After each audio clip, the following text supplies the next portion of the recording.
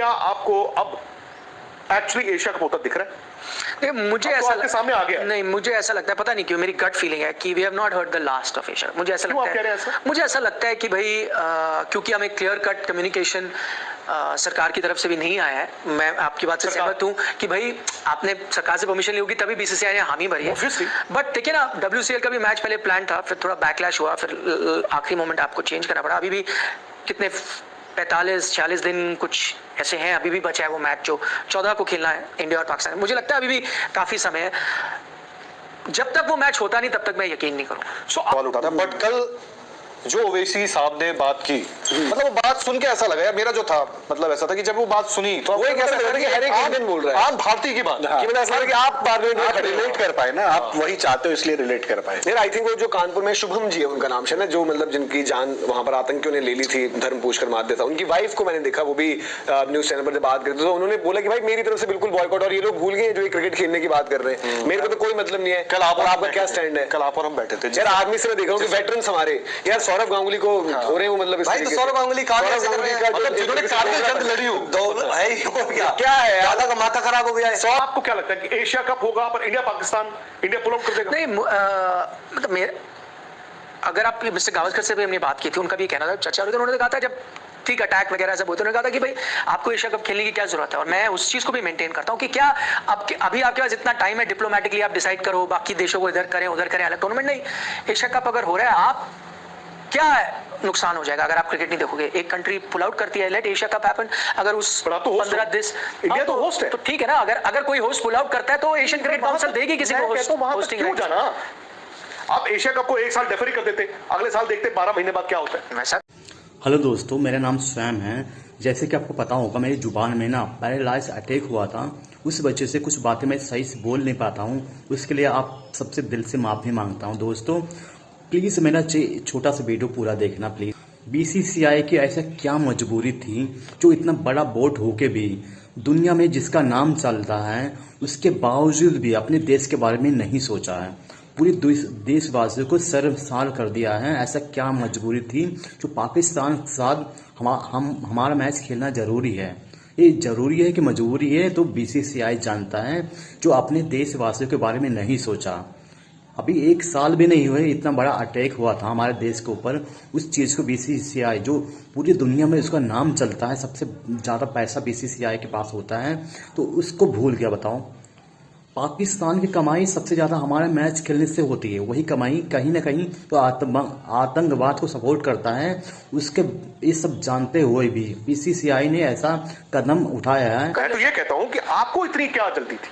पता नहीं, आपको कॉन्ट्रैक्ट है ना आपके ब्रॉडकास्टर स्पॉन्सर, वो क्या डेफरमेंट में हो जाता है, वो डेफरमेंट चली जाती है ना, कोई सू थोड़ी कर देगा। तो फिर आप बताएं ना क्यों नहीं किया गया? भाई क्या बीसीसीआई डिसाइड कर रहा है? फिर सरकार कहां गई? हमारा मुल्क कहां गया? फिर नेशनल इंटरेस्ट कहां गया?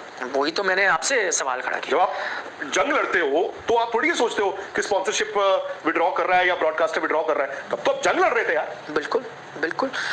मतलब अगर एक आप लार्जर पिक्चर में, आपकी बात पे वापस आता हूं कि भाई आइडियल सिनेरियो क्या है। देखिए, आप लार्जर पिक्चर देखिए तो मुझे ये भी, मैं इस बात से सहमत हूं कि भाई क्रिकेट हो या ना हो, ये जो परेशानी आपको आ रही है टेररिज्म की, ये तो 47 से लेके आज तक आप वो लड़ रहे हो ना।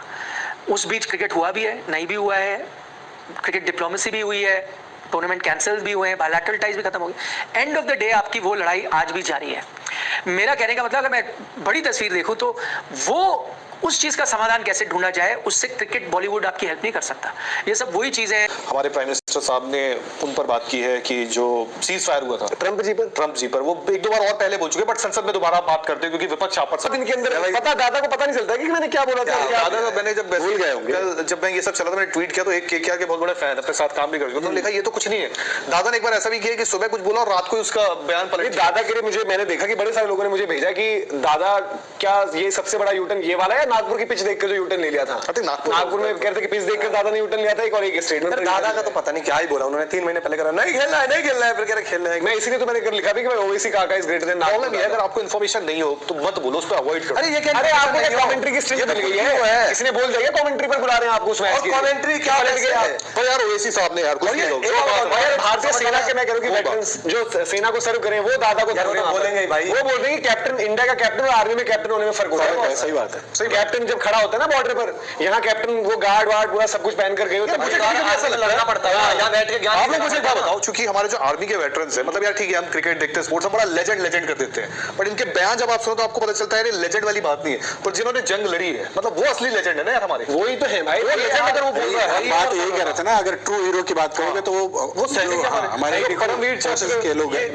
मैं बार बार कहता हूँ, मेरी लाइफ में जब चीजें कुछ एक्सपीरियंस करते हो, मैं एक दिन एयरपोर्ट पे कहीं से जा रहा था तो वहां पर आर्मी पर्सनल्स भी रहते हैं, सब लोग रहते हैं, तो वहां पर किसी ने पहचाना, उन्होंने बोला तो मेरे को तो लगा भाई कि हो गया लाइफ में जो चीज सक्सेसफुल।